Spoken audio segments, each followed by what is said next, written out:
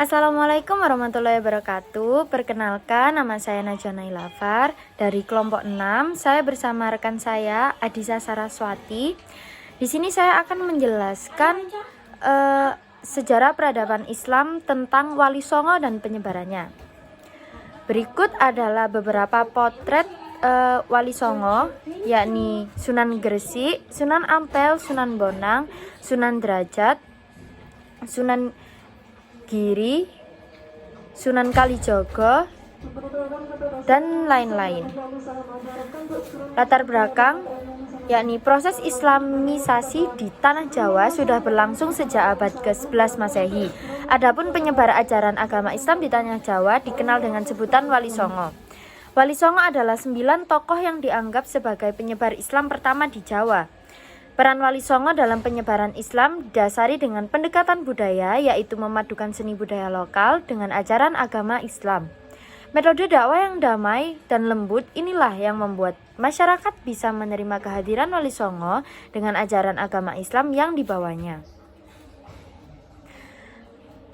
Dalam materi ini saya akan membahas tentang 2 masalah. Yang pertama, bagaimana sejarah serta metode dakwah dari masing-masing Wali Songo di Tanah Jawa.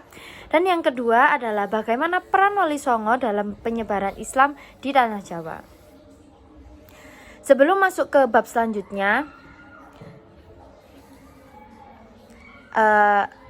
bisa kita ketahui Wali Songo terdapat dari 2 kata. Yang pertama, wali memiliki arti wakil, sedangkan songo berarti 9 dalam bahasa Jawa. Jika dipadukan, Wali Songo dapat diartikan sebagai 9 wakil atau wali Allah. Membawa metode dakwah dengan berbagai pendekatan yang dapat diterima baik oleh masyarakat. Berkeliling Tanah Jawa agar agama Islam dapat tersebar meluas di Tanah Jawa. Yang pertama adalah Sunan Gresik dengan nama asli Syekh Maulana Malik Ibrahim. Beliau datang ke Tanah Jawa pada zaman Majapahit sekitar tahun 1387 Masehi. Sunan Gresik memulai berdakwah di Desa Leran, Gresik pada 1392 Masehi. Salah satu target beliau adalah masyarakat yang mayoritas menganut agama Hindu dan Buddha. Beliau berdakwah sambil berdagang dan menyampaikan dengan damai sehingga masyarakat dapat menerima kehadiran beliau dengan baik dan banyak yang dari masyarakat sana masuk Islam. Yang kedua adalah Sunan Ampel dengan nama asli Raden Rahmat.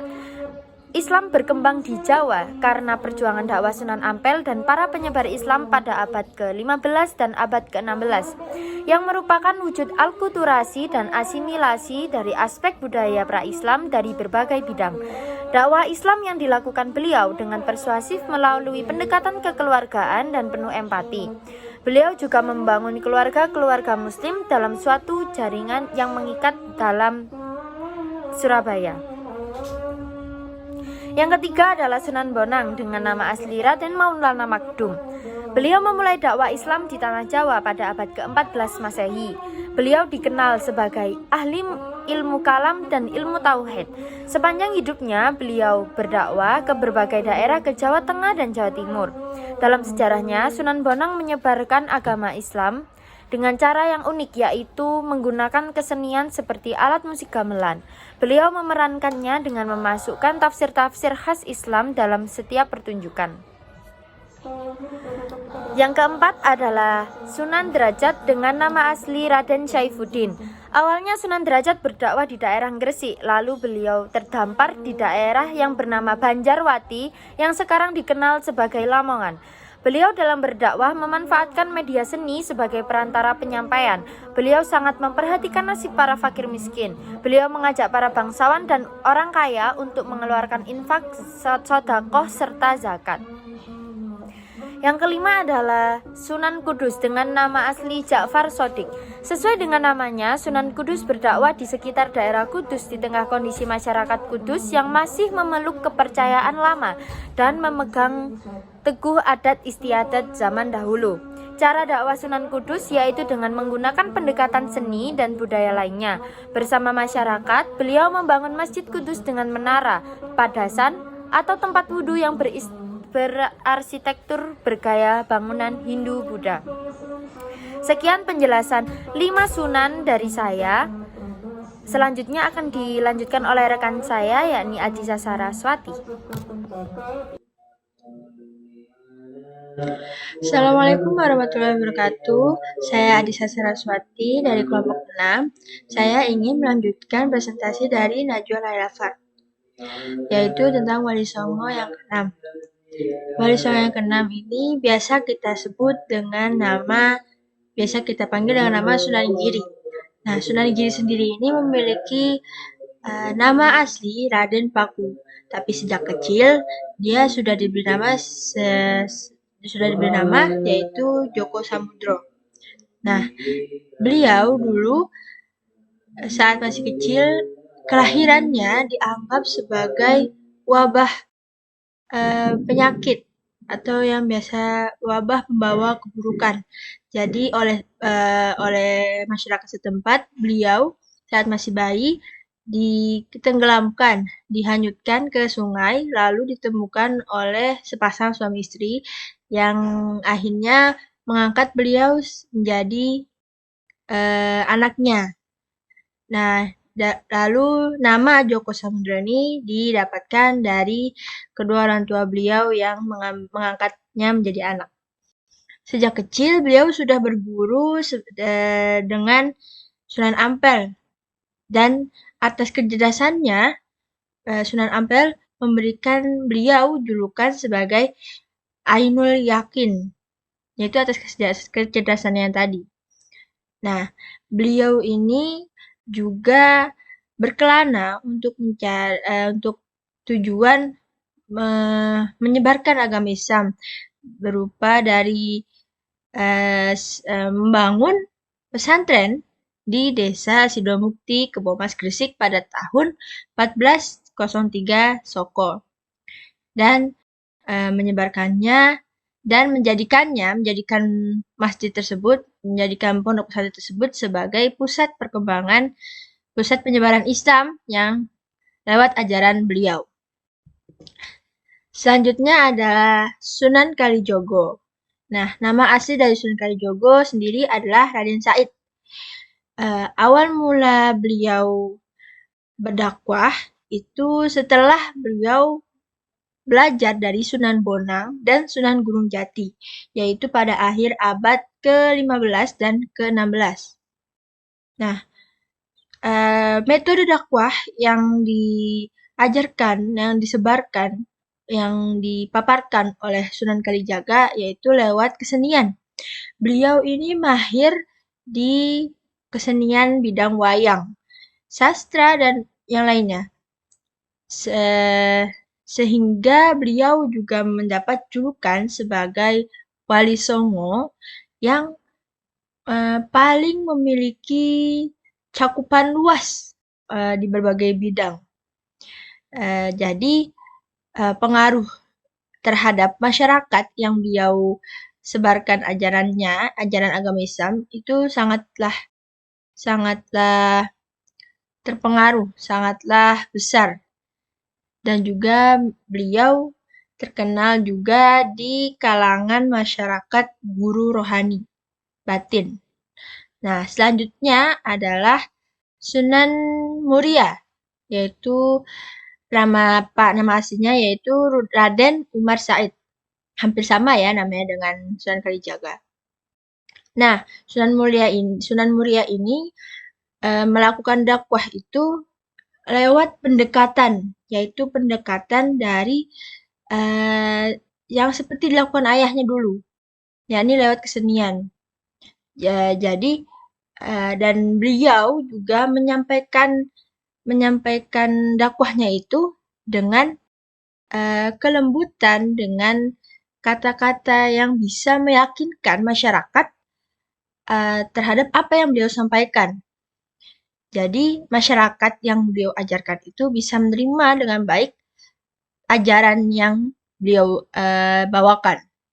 Dan Sunan Muria ini juga berhasil mengembangkan dakwah Islam di daerah Jepara, Tafum, Juwana, bahkan sekitar Kudus. Cangkupannya luas di daerah Kudus. Yang terakhir ada Sunan Gunung Jati. yang nama aslinya adalah Syarif Hidayatullah. Nah, untuk metode dakwah yang diajarkan, yang disebarkan oleh Sunan Gunung Jati ini adalah lewat perkawinan, pernikahan, yaitu semisal beliau memiliki anak.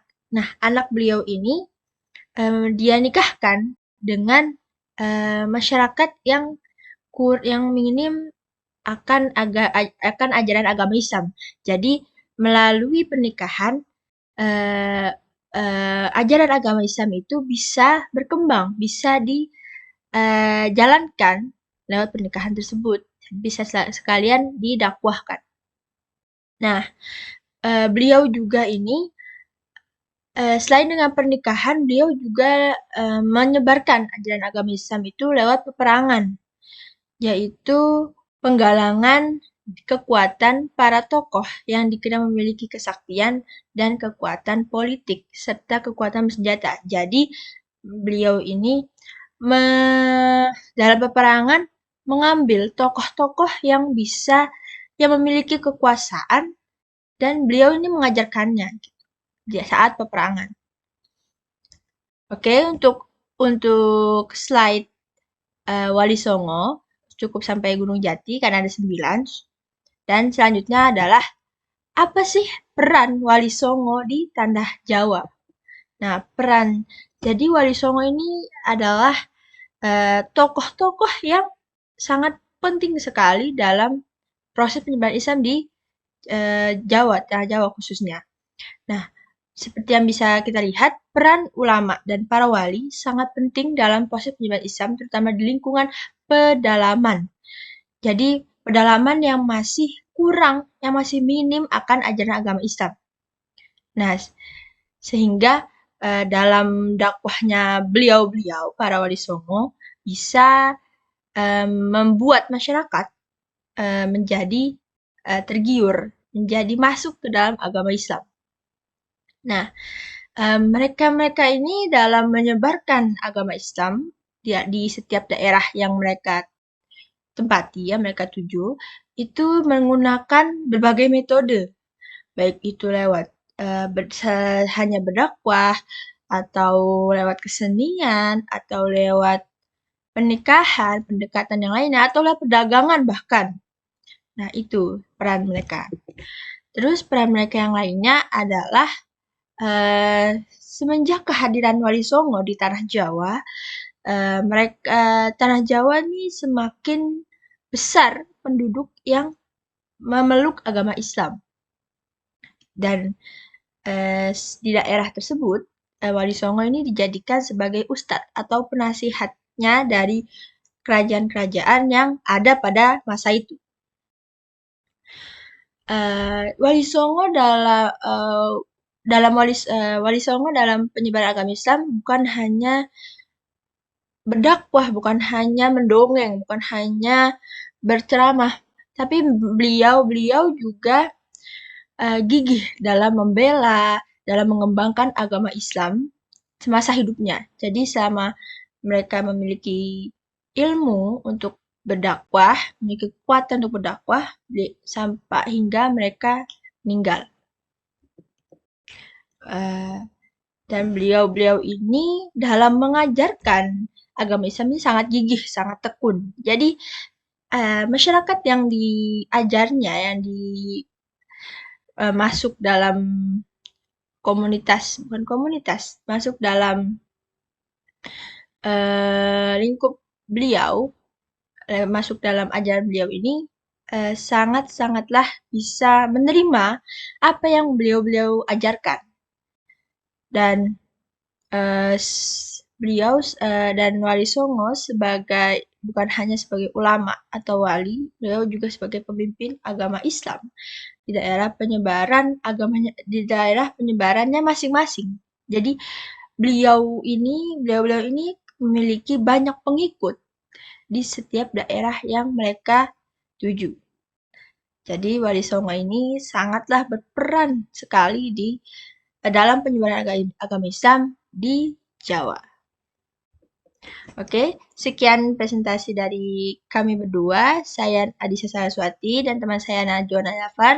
Mohon maaf apabila ada salah kata atau perbuatan. Kurang lebihnya mohon maaf. Wassalamualaikum warahmatullahi wabarakatuh.